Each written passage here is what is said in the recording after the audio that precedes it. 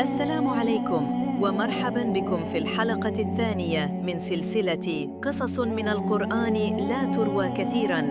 قصتنا اليوم عن قوم غامضين لم تذكر تفاصيلهم كثيراً، لكن الله ذكرهم في كتابه مع أقوام طغاة.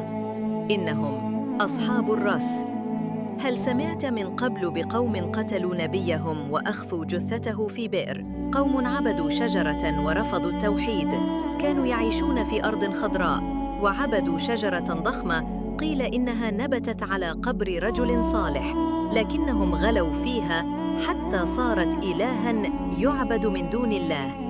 فبعث الله إليهم نبياً يدعوهم لعبادته وحده، لكنهم كذبوه ورفضوا دعوته، ثم قاموا بقتله خفية وألقوه في بئر مظلمة.